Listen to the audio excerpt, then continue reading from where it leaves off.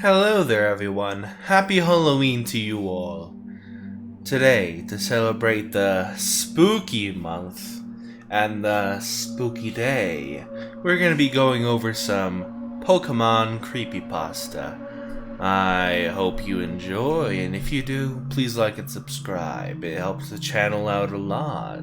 Now, without further ado, let's get started. Lavender Town Syndrome, also known as Lavender Town tone, was peak in the not aliving and illness of children between the ages 7 to 12 shortly after the release of Pokémon Red and Green in Japan back in February 27th, 1996. Rumors say that these not alives and illnesses only occurred after the children playing the game reached Lavender Town, whose theme music had extremely high frequencies. That study showed that only children and young teens can hear, since their ears are more sensitive. Due to the Lavender Town, at least 200 children supposedly committed the not alive, and many more developed illnesses and afflictions. The children who committed not alive usually did so by hanging or jumping from heights. Those who did not acted irrationally and complained of severe headaches after listening to Lavender Town's theme. Although Lavender Town now sounds differently depending on the game, this mass hysteria was caused by the first Pokémon game released. After the Lavender Town incident, the programmers had fixed Lavender Town's theme music to be at a lower frequency, and since children were no longer affected by it. One video appeared in 2010 using special software to analyze the audio of Lavender Town's music. When played, the software created images of the unknown near the end of the audio. This raised the controversy since the unknown didn't appear until Generation 2 games, Silver, Gold, and Crystal. The unknown translate to "Leave now." There is also the said beta version of Lavender Town. It is said that the beta version of Pocket Monsters was released to some kids to test the game. The video of that beta version of Lavender Town is the sound as followed.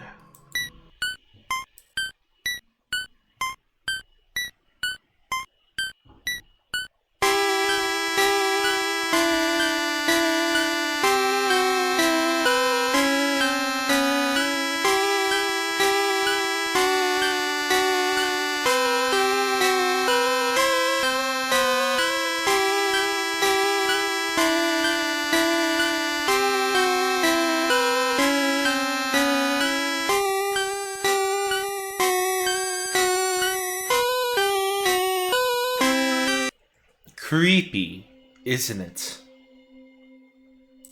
Pokemon Black is what we will be covering next. I will be recounting the tale of a boy who left his message on the internet recounting his tale of the game. Do enjoy. I'm what you would call a collector of bootleg Pokemon games.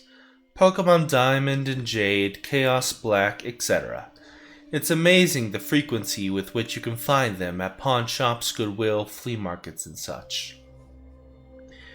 They are generally fun, even if they are unplayable, which they often are. The mistranslations and poor quality make them unintentionally humorous. I've been able to find most of the ones that I've played online, but there's one that I haven't seen any mention of. I bought it at a flea market about 5 years ago. Here's a picture of the cartridge, in case anyone recognizes it. Unfortunately, when I moved 2 years ago, I lost the game, so I can't provide you with screen caps. Sorry. The game started with the familiar Nidorino and Gengar intro of Red and Blue version. However, the press start screen had been altered. Red was there, but the Pokemon did not cycle through. It also said black version under the Pokémon logo.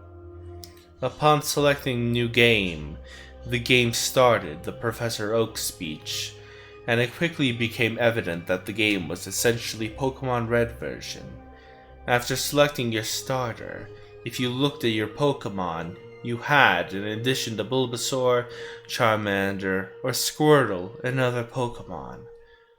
Ghost. The Pokémon was level 1, had the sprite of the ghost that you encounter in Lavender Town before obtaining the Sylph Scope. It had but one attack, Curse. I know that there is a real move named Curse, but the attack did not exist in Generation 1, so it appears it was hacked in. Defending Pokémon were unable to attack Ghost. It would only say that they were too scared to move. When the move Cursed was used in battle, the screen would cut to black. The cry of the defending Pokémon would be heard, but it was distorted, played at a much lower pitch than normal. The battle screen would then reappear, and the defending Pokémon would be gone.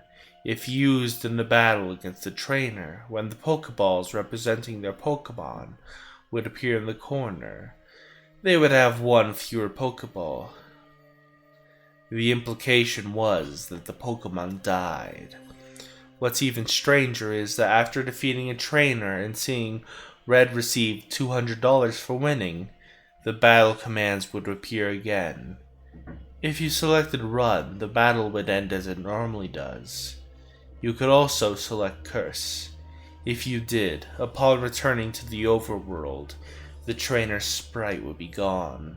After leaving and re-entering the area, the spot where the trainer had been would be replaced with a tombstone, like the ones at Lavender Tower.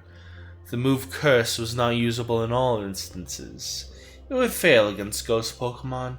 It would also fail if it was used against trainers that you would have to face again, such as your rival or Giovanni. It was usable in your final battle against them, however. I figured this was the gimmick of the game, allowing you to use the previously uncapturable ghosts. And because Curse made the game so easy, I essentially used it through the whole adventure. The game changed quite a bit after defeating the Elite Four. After viewing the Hall of Fame, which consisted of Ghost and a couple Pokemon I used for HMs, the screen cut to black. A box appeared with the words, "Many years later," and then it cut to Lavender Town. An old man was standing, looking at tombstones. You then realized this man was your character. The man moved at only half your normal walk speed. You no longer had any Pokemon with you. Not even Ghost, who up to this point had been impossible to remove from your party through depositing in the PC. The overworld was entirely empty. There were no people at all, and there were still the tombstones of the trainers that you used Curse on. However, you could pretty much go anywhere in the overworld at that point, though your movement was limited by the fact you had no Pokemon to use HMs, and regardless of where you went, the music of Lavender Town continued on an infinite loop. After wandering for a while, I found that if you go through Diglett's cave, one of the cuttable bushes that normally blocks the path on the other side is no longer there, allowing you to advance and return to Pallet Town. Upon entering your house and going to the exact tile where you start the game, the screen would cut to black. Then a sprite of Caterpie appeared. It was then replaced by a Weedle, and then a Pidgey. I soon realized that as Pokemon progressed from Rattata to Blastoise, these were all of the Pokemon I had used Curse on. After the end of my rival's team, a youngster appeared, and then a bug catcher. These were the trainers that I had cursed. Throughout the sequence, The Lavender Town music was playing, but it was slowly decreasing in pitch. By the time your rival appeared on screen, it was little more than a demonic rumble. Another cut to black. A few moments later, the battle screen suddenly appeared, and your trainer sprite was now that of an old man. The same one as who teaches you how to catch Pokémon in Viridian City. Ghost appeared on the other side along with the words, "Ghost wants to fight." You couldn't use items. You had no Pokémon. If you tried to run, you couldn't escape. The only option was fight.